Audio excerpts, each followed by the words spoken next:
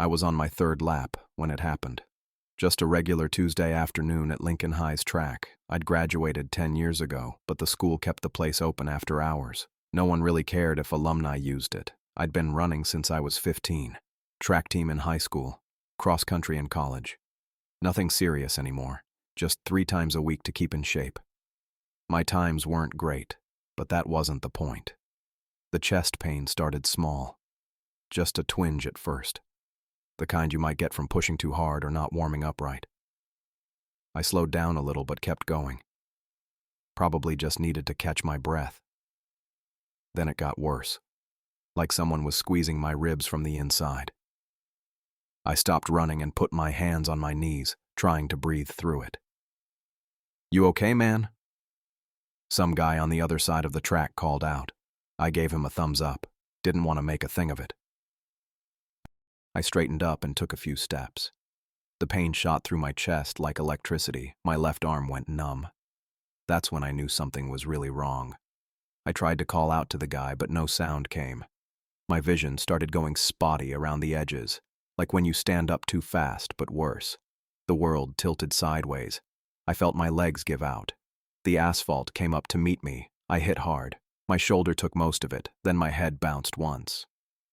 Didn't even hurt. That should have worried me more than it did. My heart was going crazy in my chest. Not just fast, but wrong, like it was trying to punch its way out through my ribs. Thump, thump, thump, pause, thump, thump, thump, thump, pause. The rhythm made no sense. I couldn't get air. My lungs wouldn't expand. I opened my mouth like a fish on land, desperately trying to suck in oxygen that wouldn't come. People were around me now, faces looking down, mouths moving. I couldn't hear what they were saying. Everything sounded underwater. My heart hammered one more time, hard. Then it just stopped. The pain vanished instantly. My vision cleared. For a second, I felt completely fine. Then the world went black. I was floating. Not the metaphorical kind of floating. Actually rising up, away from my body. I looked down and saw myself lying there on the track, people kneeling around me, someone doing chest compressions. My body looked small from up here and very still. I kept rising, faster now. The track, the school, the town all shrank beneath me. Then they were gone. White light surrounded me. Not blinding, but everywhere. No up, no down. Just white. And I was moving through it. The sensation was strange, like swimming through something thicker than air, but thinner than water. I didn't have a body exactly, but I could feel myself being pulled forward. Then I hit something, not a wall, more like a membrane, a threshold. It pressed against me for a moment, then gave way. I passed through. The pressure lingered, like being examined by airport security. Something was scanning me, assessing me, not with machines, but with consciousness. I felt exposed, catalogued, measured. Then it was gone, and I was moving again. Another threshold approached. This one felt different, denser, more deliberate. As I passed through, the pressure was more intense. Whatever was examining me now went deeper, sifting through memories, emotions, experiences. Not invasively, just thoroughly. I passed through a third threshold, then a fourth, each one more intense than the last. By the 7th, it felt like being turned inside out. Not physically painful, but existentially uncomfortable. Like everything I was got pulled apart, examined, and reassembled. Finally, I entered a vast, open space. I can't really describe it properly. There were no walls, no ceiling, no floor, no boundaries at all. It wasn't white anymore, but it wasn't any color I can name, either. Looking at it hurt my brain, like trying to understand a 4th dimension with 3-dimensional senses. I wasn't alone. They appeared around me, 3 of them. Entities, not people, not anything I'd ever seen before. They circled me. I say circled, but that's not quite right. They moved in ways that don't make sense in our physical world. Around me, through me, beside me, all at once. I couldn't see faces. They didn't have bodies I could describe. They were patterns, vibrations, concentrated points of awareness. The closest I can get is to say they were like living mathematical equations, complex, precise, and somehow conscious. One of them moved closer. It didn't speak, not with words. Instead, it pressed into my consciousness. Information flooded directly into my mind, pure understanding without language as the medium. I understood Earth was a farm. Not the only one of many, constructed specifically for a purpose by beings they called harvesters. These harvesters seeded planets like ours throughout existence. They designed them carefully, fine-tuned the conditions, then waited. The purpose wasn't to grow crops or raise livestock, not in the way we think of them. The purpose was to grow souls, consciousness capable of feeling deeply, beings who could experience joy, suffering, love, hate, hope, despair. The entity showed me why. In dimensions beyond our comprehension, these souls, these human experiences, were currency, more valuable than gold or diamonds or anything we could imagine. The depth of feeling, the complexity of emotion, the richness of experience, these were the true treasures. The harvesters collected fully developed souls and traded them in economies we couldn't begin to understand. Our entire existence, all of human history, was simply a cultivation process, a way to produce the most valuable product in the universe, sentient consciousness that had experienced the full spectrum of emotion. Then the entity showed me where the souls ultimately went.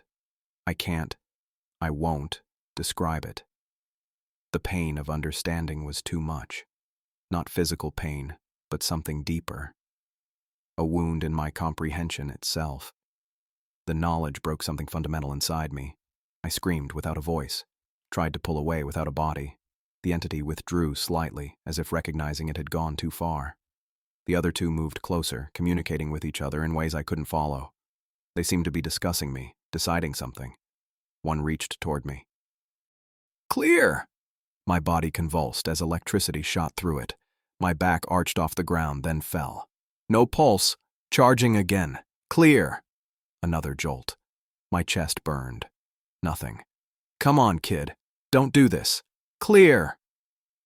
The third shock hit me like a truck. My heart stuttered, then caught. Started beating again. Pain rushed back, my chest, my head, my shoulder. I gasped, sucking in air like I'd been underwater for hours. I opened my eyes. A paramedic leaned over me, face tight with concentration.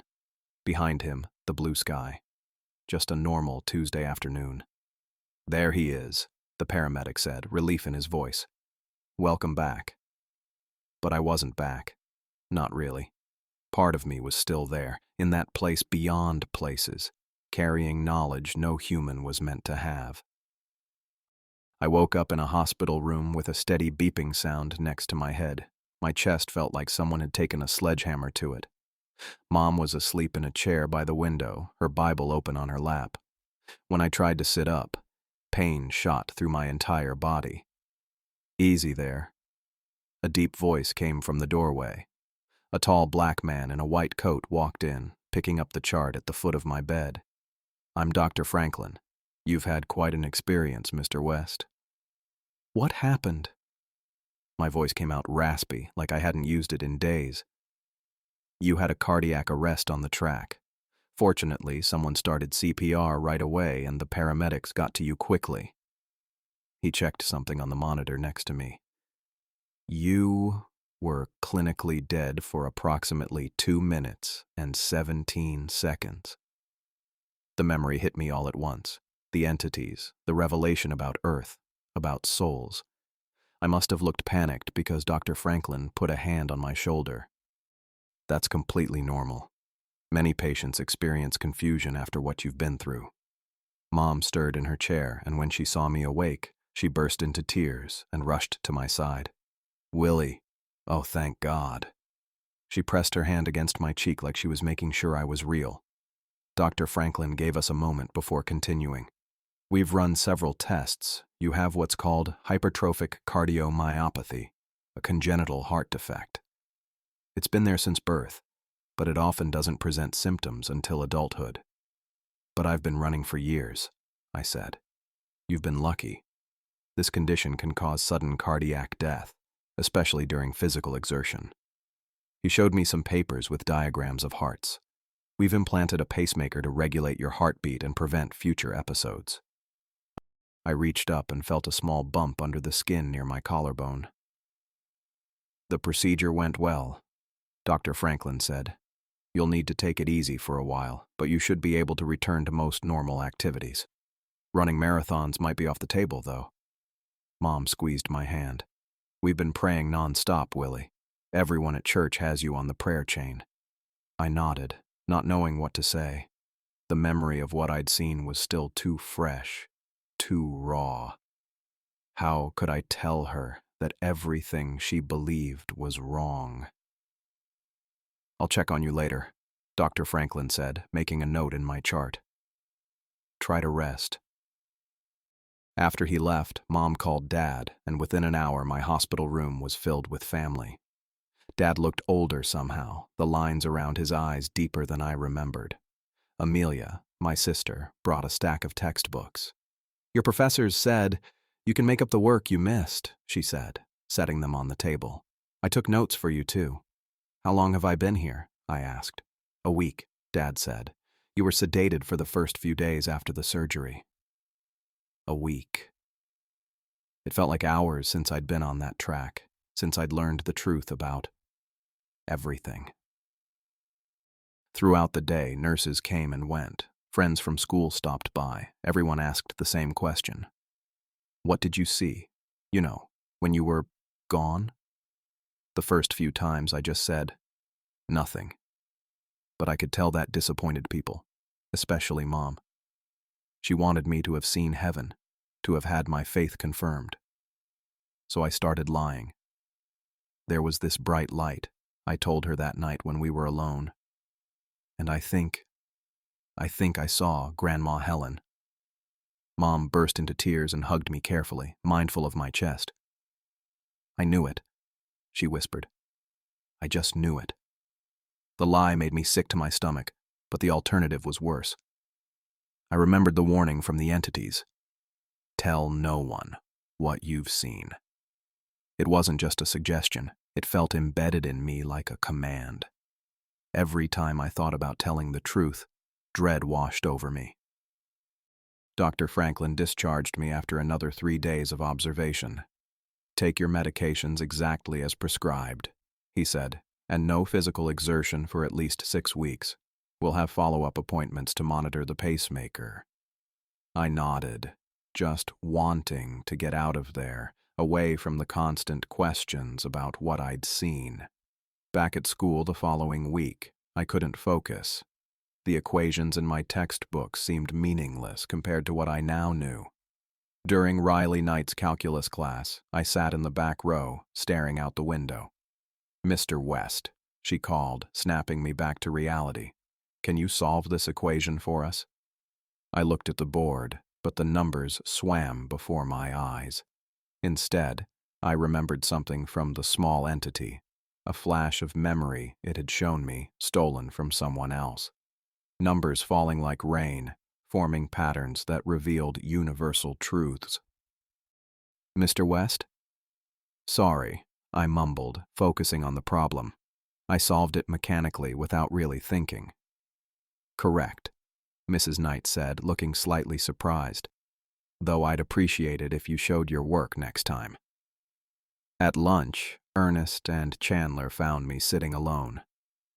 Dude, you look like shit, Chandler said, dropping his tray across from me. Thanks, I muttered. Ernest sat next to me. For real, though, how are you? We heard what happened. I'm fine. I took a bite of my sandwich but couldn't taste it. So, Chandler leaned in. Did you see anything? Like, the white light and all that? I started to give my practiced lie when suddenly their faces flickered. For a split second, I saw Ernest as an old man, gaunt and pale in a hospital bed. Then Chandler, his face crushed and bloody, through a shattered windshield. I blinked, and they were back to normal, waiting for my answer. "Just darkness," I said, pushing my tray away. "Nothing special." After graduation, I went to Boise State. I chose accounting because numbers made sense. They were orderly, predictable. I could lose myself in spreadsheets and formulas and briefly forget what I knew. In my junior year, I met Bonnie Cruz in a financial analysis class. She had this way of laughing that made everyone around her smile. Somehow, she decided I was worth her time. "You're different," she told me on our third date. "Most guys talk about themselves nonstop. You actually listen." The truth was that I was terrified of talking about myself, of accidentally revealing something. But with Bonnie, I found moments where I could almost forget. We dated for 2 years. She brought color into my life when everything had been gray. Then one night, curled up on her couch, she asked, "Will you ever tell me what really happened that day on the track? What you really saw?" "What do you mean?" I tensed up immediately. "Come on, Willie. I know something happened to you. Something that changed you." She traced her finger along my jawline. "You can trust me." I wanted to. God, I wanted to tell someone, to share the burden. But the warning pulsed in my head, and I saw a flash of something terrible happening to Bonnie if I spoke the truth. "There's nothing to tell," I said, pulling away from her. "I didn't see anything." She searched my face. "You're lying. Why won't you let me in, Willie? After 2 years?" I couldn't answer her. A week later, we broke up. After college, I went to work for my dad's accounting firm, Weston Associates. I spent my days filing tax returns and helping small businesses manage their finances. The work was mind-numbing, which was exactly what I wanted. Dad tried to engage me in conversations about faith, especially after client meetings. "Did you notice how Bill mentioned God's provision in his business? Isn't it amazing how the Lord works?" I'd nod and change the subject. At night, I'd dream about the entities. The small one started appearing at the edges, watching me. Not threatening, just observing. I'd wake up sweating, the sheets twisted around me, the memory of its presence lingering like a shadow. I found the flyer on a bulletin board outside the university library. I wasn't looking for it, just waiting for the rain to let up before walking to my car. The bright blue paper caught my eye. "Beyond the Light, an Evening with Dr. Braden Taylor," in bold letters across the top. Below was a photo of a man in his 60s with silver hair and a practiced smile, the kind of smile that sells things. The text underneath said he was a best-selling author who died on an operating table for 6 minutes and met God. He was going to share his journey into the afterlife at the Riverside Hotel tomorrow night. I pulled the flyer off the board and folded it into my pocket. I'd heard of Taylor before. He'd been on talk shows and had a couple of books about seeing heaven. I never paid much attention to those stories. They all sounded the same: light, tunnels, dead relatives. Nothing like what I'd seen. But something made me keep that flyer. Maybe it was just curiosity. Maybe it was something else. The next evening, I drove to the Riverside after work. I didn't tell anyone where I was going. Dad would have gotten excited, thinking I was finally seeking answers. Mom would have offered to come along. Neither reaction was something I wanted to deal with. The hotel ballroom was already packed when I arrived. I counted roughly 200 people filling the rows of chairs. Most looked like the church crowd, older folks, well-dressed, Bibles in hand. I took a seat in the back row, near the exit. Force of habit. A woman in a sleek business suit stepped up to the microphone. "Good evening, everyone. I'm Evelyn Washington, Dr. Taylor's executive assistant. We're so blessed to have you all here tonight." She spoke with polished efficiency. "Without further delay, please welcome the author of 6 Minutes in Heaven and the God I Met, Dr. Braden Taylor." The crowd applauded as Taylor walked on stage. He wore an expensive-looking gray suit with a blue tie that matched his eyes. His silver hair caught the spotlight. He moved with the confidence of someone who'd done this hundreds of times. "Thank you all for coming," he said, his voice warm and smooth. "I'm not here to preach to you tonight. I'm here to share my testimony." He paced the stage as he talked, occasionally stopping to make eye contact with someone in the front rows. 10 years ago, I went in for what should have been routine bypass surgery, but something went wrong. My heart stopped on that operating table. For 6 minutes, I was clinically dead. The room went quiet. I leaned forward in my seat. "What I experienced in those 6 minutes changed my life forever," Taylor continued. "I felt myself rising from my body. I saw the doctors working frantically below me, and then I was drawn upward, through a tunnel of the most beautiful light you can imagine. It was the standard story, the one people wanted to hear. I watched the crowd nodding along. I approached a magnificent golden gate," Taylor said, his voice rising with emotion. "And there, waiting for me, were the angels, beings of pure light and love. They welcomed me and showed me glimpses of paradise beyond human understanding." He went on for almost an hour, describing heavenly gardens and reunions with deceased family members. The audience was captivated. Some were wiping away tears. "The angel told me it wasn't my time," Taylor concluded, "that I had more work to do on Earth. I begged to stay, but they sent me back. And when I awoke in that recovery room, I made a promise to share what I'd seen with as many people as possible." More applause. Taylor smiled and took a sip of water. "Now, I'd be happy to take a few questions," he said. Hands shot up around the room. Taylor pointed to a woman in the front row. "Did you see any of your pets in heaven?" she asked. Taylor chuckled. "Yes, actually. My childhood dog was there, waiting for me." He answered a few more softball questions. How did the angels look? Did he see Jesus? Was he afraid to die now? I raised my hand. Taylor scanned the room and his eyes landed on me. He pointed in my direction. I stood up. "Did you see a gate?" Taylor nodded, smiling. "Yes. As I mentioned, there were golden gates." "Not those gates," I interrupted. "I'm talking about the membrane, the threshold." His smile faltered slightly. "I'm not sure I understand." "Did you see the small one?" I asked. My heart was pounding against my ribs. "The child spirit, the one that watches." The room went quiet. Taylor's expression changed. The practiced smile disappeared. For just a second, I saw recognition in his eyes. And fear. "I'm sorry," he said, recovering quickly. "I don't know what you're referring to." But I knew he did. I could see it. "You didn't see golden gates," I said, louder now. "You saw them, the harvesters. You know what Earth really is." Taylor's face went pale. He glanced off stage, where his assistant was already moving toward the microphone. "Thank you for your question," Evelyn Washington said smoothly, taking control. "I think we've had enough questions for tonight. Dr. Taylor will be signing books in the foyer. Thank you all for coming." Music started playing as Taylor exited the stage. People turned in their seats to look at me. I sat down, my hands shaking. As the crowd filed out, I stayed in my seat.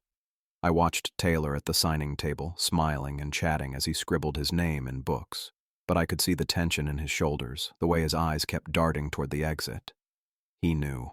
He'd seen what I'd seen, but he'd chosen to lie about it, to make money from a comforting fantasy instead of telling the truth. I left without buying a book. On the drive home, I couldn't stop thinking about the look on Taylor's face, that flash of recognition, the fear. He'd seen them too. I wasn't alone.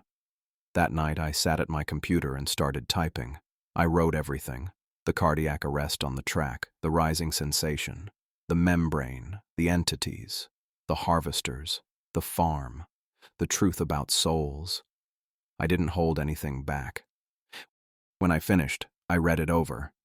It sounded insane, even to me, but it was the truth. I created an anonymous email account and found a forum for near-death experiences. I posted my story there, then found another forum and posted it again. I used the computers at the public library for the next posts and learned about VPNs to hide my identity. I didn't want anyone tracking me down.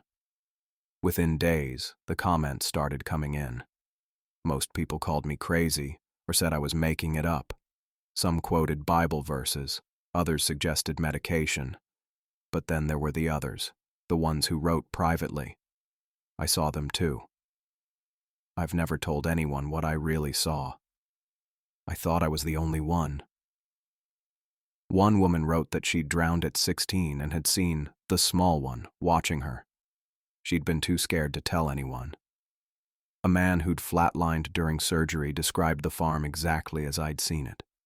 A paramedic who'd been struck by lightning wrote about the harvesters using the same words I had.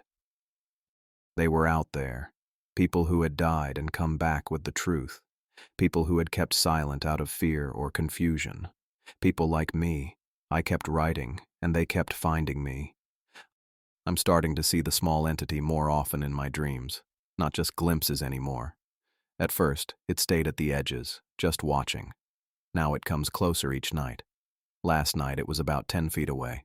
I could make out details I hadn't noticed before.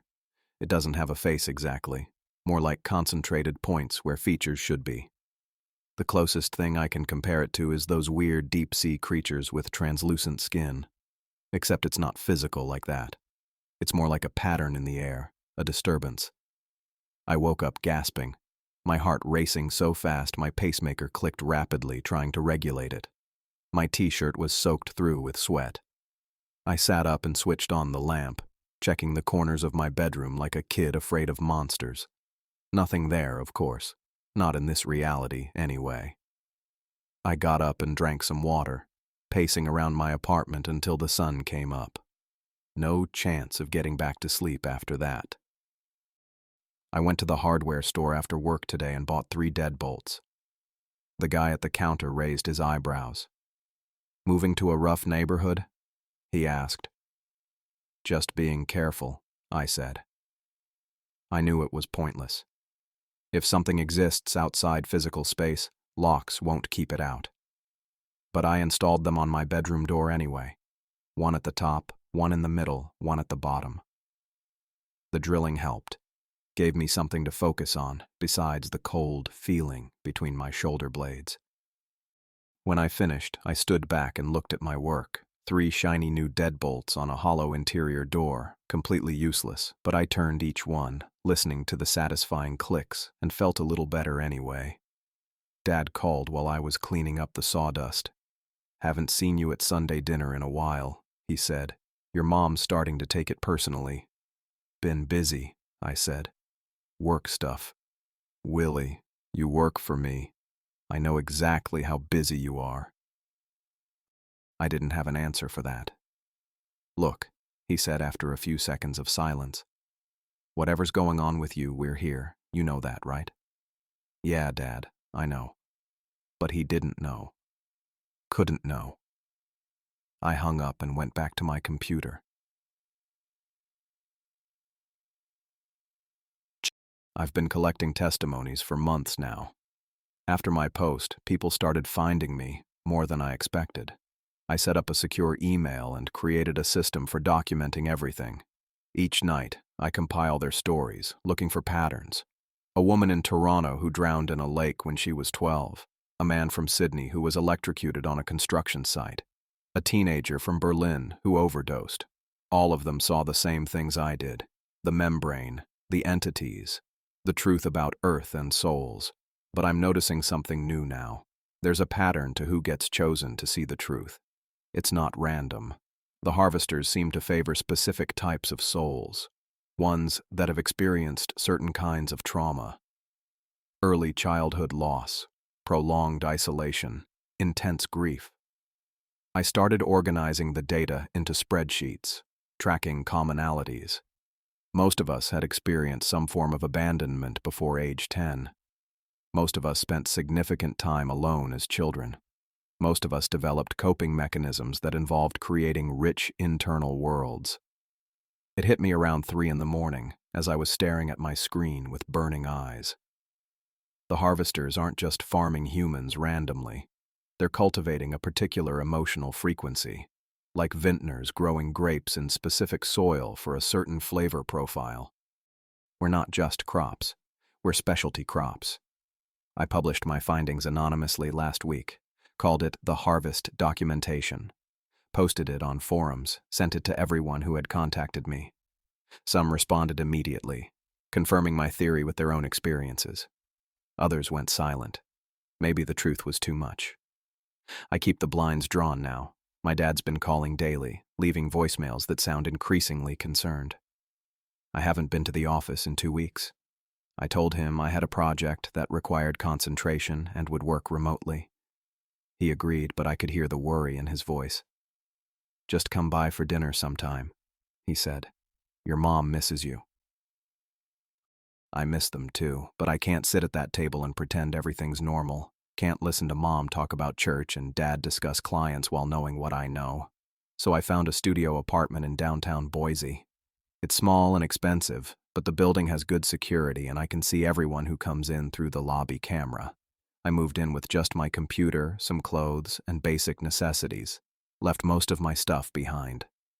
I work, eat, sleep, and document. That's my life now. The less human contact, the better. Not because I don't care about people. The opposite. I care too much to drag them into this. The small entity's visits are getting more substantial. Not just in dreams anymore. Sometimes I see a shimmer in the corner of my eye during the day. A disturbance in the air, like heat rising from asphalt. Last week it touched me. I was sitting at my desk, typing up a new testimony when I felt something cold on my shoulder. Not like air conditioning cold, more like the absence of heat entirely. A vacuum. My pacemaker skipped, then raced to compensate. I spun around but saw nothing. The cold spot remained for hours, a weight pressing down. When it finally faded, I took 3 showers but couldn't get warm. That's when I realized what's happening. The entity is learning to bridge dimensions, to reach through from their world to ours. The barrier between realities is thinning, at least for me. Maybe for the others, too.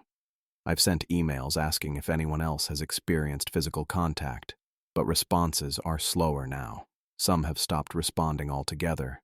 I don't know what it wants. Warning me? Studying me? Getting ready to harvest me early? I can't tell, but I know I'm running out of time.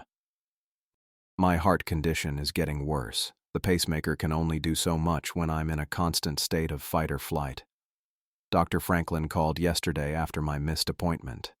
"Your remote monitoring data is concerning, Willie," he said. "Your heart rate is all over the place. We need to adjust your medication." "I'll come in next week," I lied. "Make it sooner, and try to reduce your stress levels. Whatever's going on in your life, it's affecting your heart.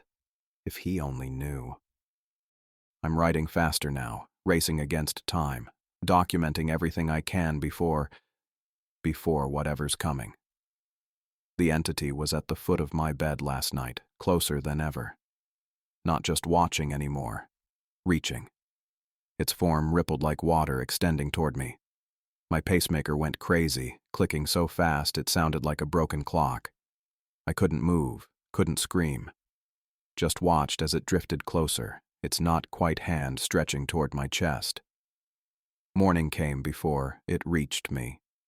But I know it'll be back tonight, and it'll be closer. I need to finish this work. Need to get the truth out. The harvesters are farming us for our emotional capacity, cultivating specific types of souls. Earth isn't what we think it is. Reality isn't what we're told. My fingers are typing as fast as they can. My heart is struggling to keep up.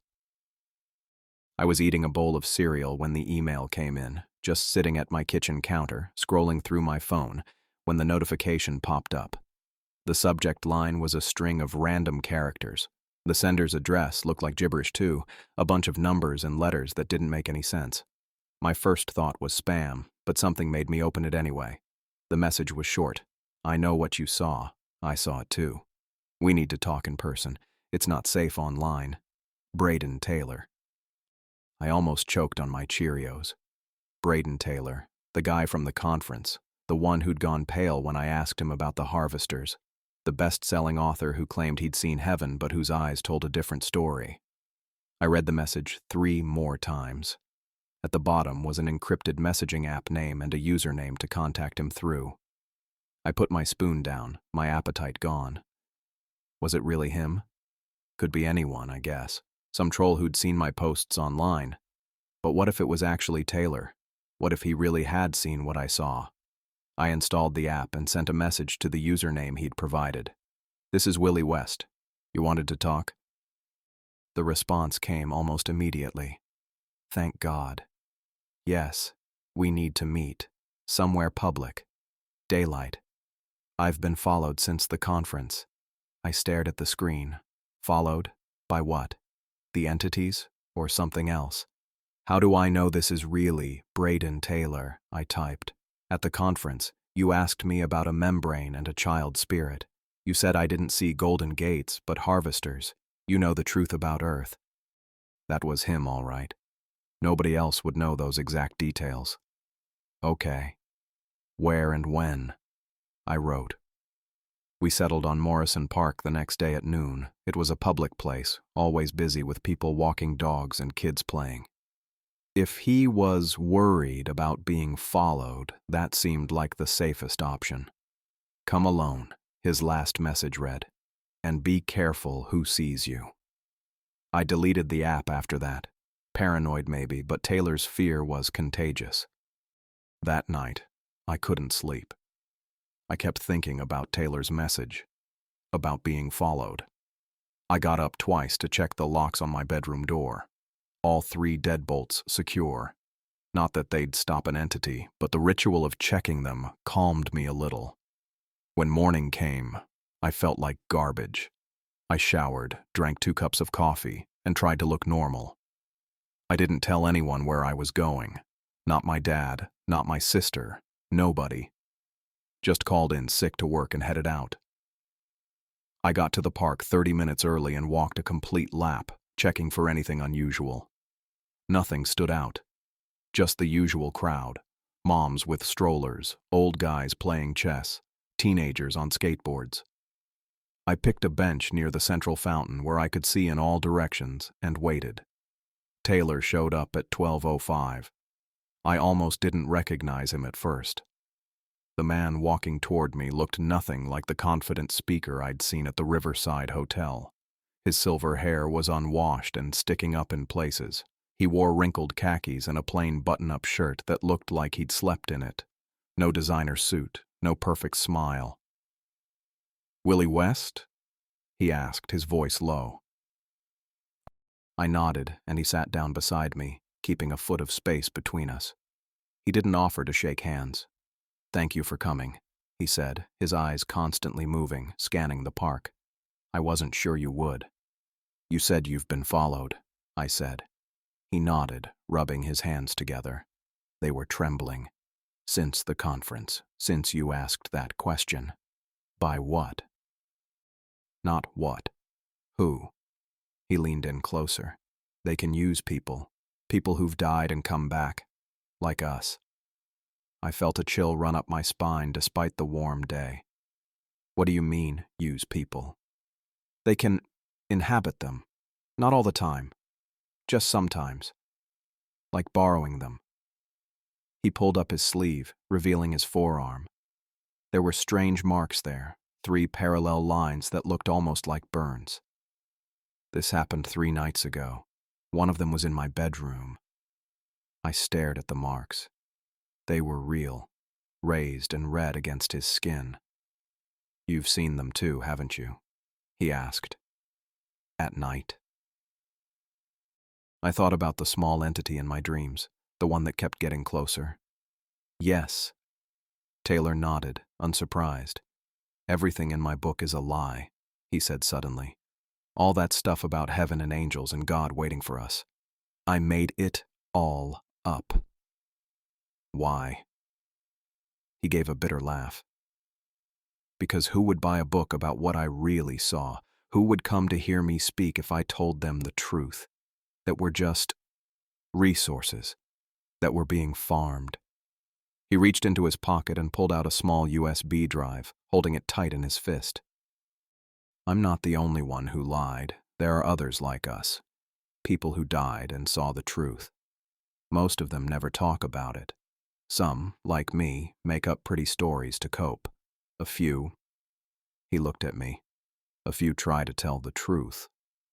He held out the USB drive. I've been collecting research, testimonies from others, medical studies, historical accounts. It's all here.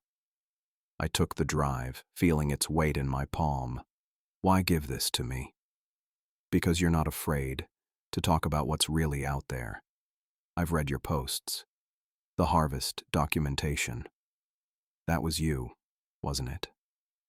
I didn't answer, but he could see it in my face. I thought so. He glanced around again, nervously. I can't do what you're doing.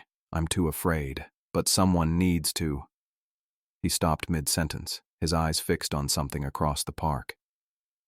I followed his gaze. There was a person standing by the duck pond. Tall, wearing a dark coat despite the warm weather. From this distance, I couldn't make out their face clearly, but something about the way they stood was wrong. Their posture was too straight, too still. "Do you see that?" Taylor whispered. I nodded. The figure wasn't moving, just watching us. Then they took a step forward and my stomach dropped. The movement was fluid, too fluid, like they were gliding rather than walking. Taylor grabbed my arm, his fingers dug into my skin. "They found us," he hissed. "They're using someone. We need to go, now." I couldn't take my eyes off the figure. They took another step and another. Each movement was smooth, continuous, like they were being pulled by strings. "They're hunting us now," Taylor said, his voice shaking. "They know we remember, that we're talking about it." He released my arm and stood up. "Go, take the drive. Don't contact me again." "What about you?" I asked. "I'll be fine," he said, though his face said otherwise. "They're mostly interested in you. You're the one spreading the truth." I pocketed the USB drive and stood up. The figure was still coming toward us, about 100 yards away now. "Go," Taylor said again. "Different directions. Don't look back." I hesitated for a second, then turned and walked quickly toward the park exit. I didn't run. That would attract attention, but moved as fast as I could without breaking into a jog. At the edge of the park, I couldn't help myself. I glanced back. Taylor was still on the bench, sitting perfectly still. The figure had changed direction. They were coming toward me now. I turned away and kept walking, the USB drive heavy in my pocket, my heart hammering against my ribs. I got back to my apartment around 7. The sun had just gone down and the streetlights were flickering on one by one as I walked up to my building. I'd spent hours at the library after leaving the park, trying to shake the feeling someone was following me. Or something. I'd stayed in public places, kept moving, checked over my shoulder more times than I could count. When I reached my door, I dug in my pocket for my keys. That's when I noticed it. The door wasn't fully closed, just slightly ajar, maybe half an inch. I stood there, keys in hand, staring at the gap. I always locked my door, always, even for quick trips to take out the trash. It was a habit I'd had since the dream started. "Hello?" I called, pushing the door open slowly. No answer. The apartment was dark except for a blue glow coming from my desk in the corner. My computer was on. I hadn't touched it since yesterday. I flipped the light switch by the door, but nothing happened. The bulb must have burned out. Great timing. I walked carefully toward my desk, the blue light from the monitor casting weird shadows across the room. As I got closer, I could see what was on the screen. My posts. All of them. Every single anonymous post I'd made about the harvesters, about the entities, about the truth. They were open in multiple tabs, scrolled to different sections. What the hell? I muttered, reaching for the mouse. That's when I felt it. The temperature in the room dropped suddenly, like someone had opened a freezer door right behind me. The air felt thick, almost gelatinous. The hair on the back of my neck stood up. I wasn't alone. I turned around slowly, my heart already speeding up.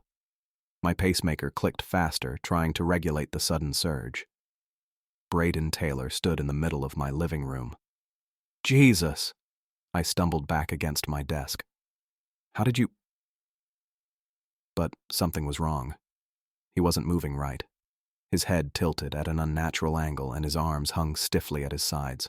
His eyes were open too wide, vacant and glassy. "We warned you," he said, but it wasn't his voice. It was higher, thinner, with a strange vibration underneath it, like someone learning to use vocal cords for the first time. "We told you to stay silent." I gripped the edge of my desk to steady myself. "Braden, what's happening to you?" His body jerked forward a step, the movement all wrong, like a marionette being yanked by invisible strings. His head snapped to the side, then back. "The human is not present," the voice said through Braden's mouth. "We needed a vessel. This one was convenient." As he moved closer, I saw it. For just a second, the air around him rippled, and I caught a glimpse of something else. Something small and pale, with too many limbs, clinging to the back of Braden's neck. The small entity from my dreams. My pacemaker was working overtime now, clicking rapidly. Each beat sent a stab of pain through my chest. "Stay back," I warned, trying to keep my voice steady. "Whatever you are. You know what we are," it said through Braden's mouth. His face contorted into something that wasn't quite a smile. "You've seen us, you've spoken of us, and now you seek to expose us." I backed away, moving along the wall toward the door. "I don't know what you're talking about." Braden's body convulsed, and for a split second I saw the entity more clearly. Translucent skin, stretched over a form that made no anatomical sense, eyes like black marbles. "Lies," it hissed. "We see your work. We see your gathering of witnesses. We see your intent." My hand fumbled for my phone in my pocket. I pulled it out, trying to dial 911, but the screen just showed static, flickering gray and white. "Your devices cannot help you," the entity said. "Your signals cannot penetrate when we are present." Braden's body lunged forward suddenly, moving impossibly fast. I dodged to the side, knocking over a lamp that shattered on the floor.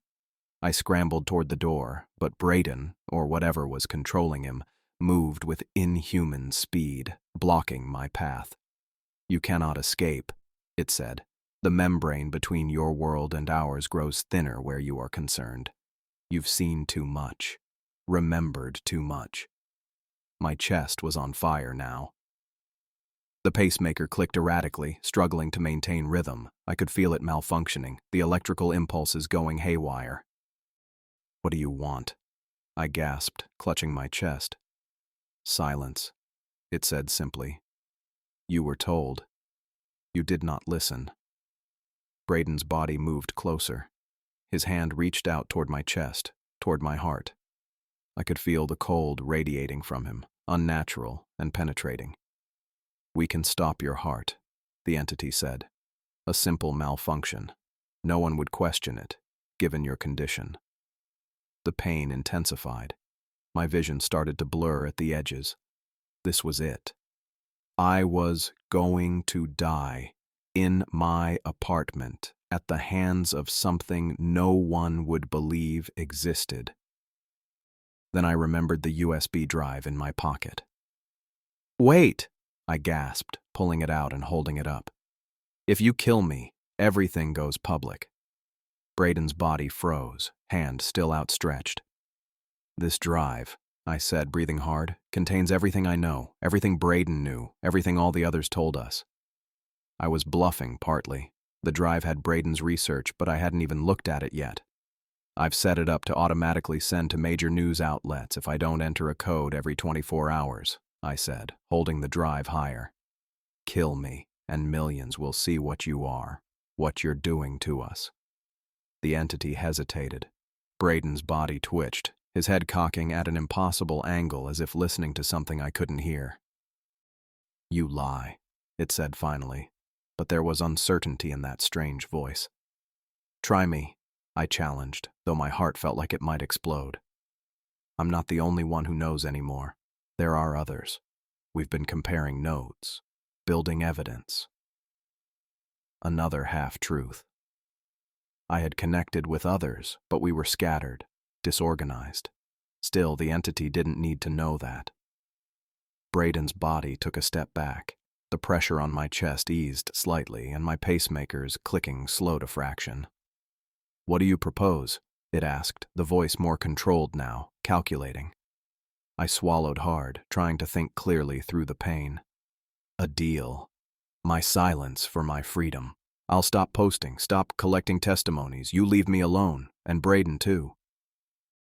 The vessel is of no consequence, it said dismissively. Braden's face remained blank, eyes unfocused. Then let him go, I said, and I'll delete everything I've gathered, everything except what's on this drive. I held up the USB. My insurance policy. The entity was silent for a long moment. Braden's body stood unnaturally still, not even breathing. Then his head turned, looking at something invisible over his shoulder. Terms accepted, the voice finally said. But know this, Willie West, we will be watching, always. One deviation, and no drive, no insurance, no witnesses will save you. As it spoke, I felt the temperature in the room begin to rise. The thick feeling in the air dissipated. Braden's body shuddered violently, his back arching at a painful angle. His mouth opened in a silent scream, and for just a moment, I saw the entity fully. A pale, writhing thing detaching itself from the base of his skull, its limbs unwrapping from around his torso. Then it was gone, like smoke dispersing, and Braden collapsed to the floor with a heavy thud. My pacemaker stabilized, the pain in my chest subsiding to a dull ache. I gasped for air, suddenly able to breathe normally again. I stumbled to Braden's side and checked his pulse. It was there, weak, but steady. He was alive, and whatever had been controlling him was gone. For now. I sat in the corner of Riverside Coffee 3 days after what happened with Braden. The place was 20 minutes from my old apartment, in a part of town I never visited before. I picked it for exactly that reason. Nobody knew me here. The TV mounted on the wall was showing the local news. I wasn't really paying attention until I heard Braden's name. Best-selling author Braden Taylor remains hospitalized after what police are calling an apparent breakdown, the anchor said. The screen showed Braden's author photo, not the broken man who'd collapsed on my floor. Taylor was found disoriented in an apartment complex parking lot 3 days ago, unable to explain how he got there. I sipped my coffee, keeping my face neutral. The barista glanced at the TV, then back to wiping down the counter. Taylor's publicist released a statement claiming exhaustion and stress from his recent book tour. The anchor continued. Doctors expect a full recovery. I knew better. Braden wouldn't recover from what happened to him. Not completely. After the entity left his body, I'd called 911 from a payphone 2 blocks away, then disappeared before the ambulance arrived. I didn't stick around to explain why a famous author was unconscious in my apartment. My apartment. Ex-apartment, now. I'd packed everything I could fit in my car that same night and found a month-to-month rental across town. No forwarding address. I called in sick to work the next day, told my dad I needed some personal time. Mom had called twice, but I hadn't answered. The news moved on to a story about road construction. I pulled out my phone, opened the browser, and stared at the blank search field. 3 days ago, I would have typed harvesters, or near-death entities, or any of the other search terms that had consumed me for months. But I deleted all my anonymous accounts, removed myself from the forums, erased everything. Well, almost everything. The USB drive Braden gave me was hidden in a small lockbox buried under the floorboards of my new bedroom closet. Not the most original hiding place, but it would do for now. The barista called out an order for someone named Rachel. I glanced up, watched a woman in scrubs collect her drink, and went back to my phone. I opened my email, just regular email now, nothing anonymous, and saw 3 messages from work asking when I'd be back. I'd have to answer soon. I couldn't hide forever. My dreams had been empty the past 3 nights. No small entity watching from the corners, no sensation of being studied. Just normal, forgettable dreams that faded as soon as I woke up. I knew this was temporary. The entities were patient. They existed outside our understanding of time. They'd return for me eventually. I took another sip of coffee and did the breathing exercise Dr. Franklin had shown me yesterday during my checkup. In for 4 counts, hold for 7, out for 8. My heart rate had been all over the place when I first arrived at his office. "Your pacemaker shows some unusual readings from 2 days ago," he'd said, looking at his computer screen. "There's a period of about 20 minutes where your heart was beating at almost twice its normal rate. Were you exercising?"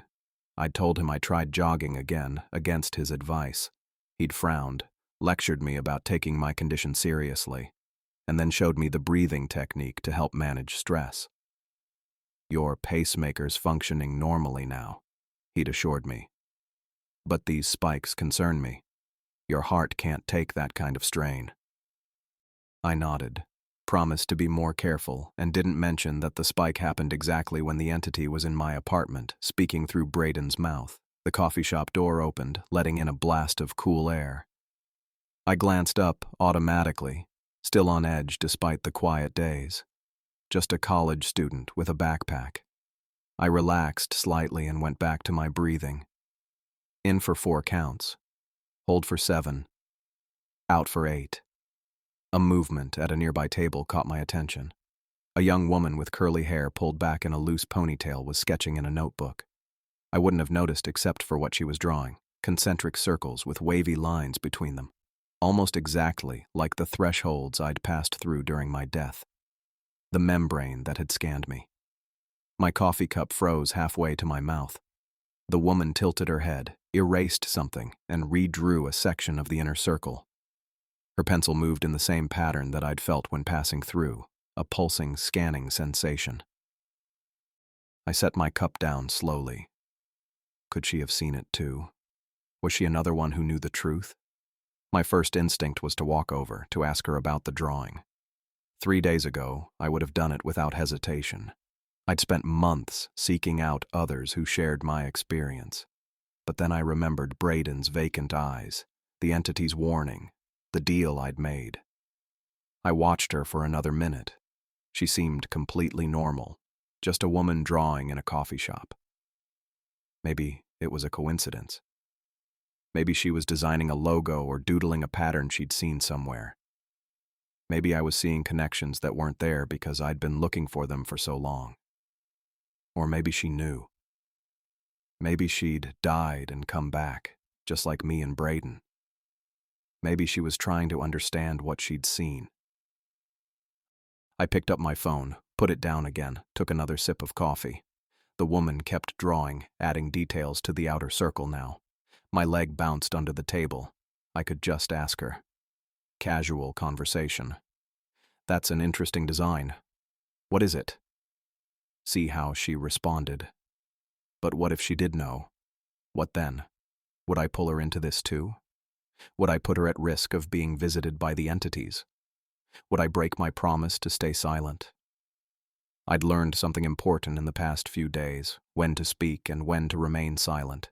The entities had made themselves clear. They were watching, waiting. And they could do worse than just visit my dreams.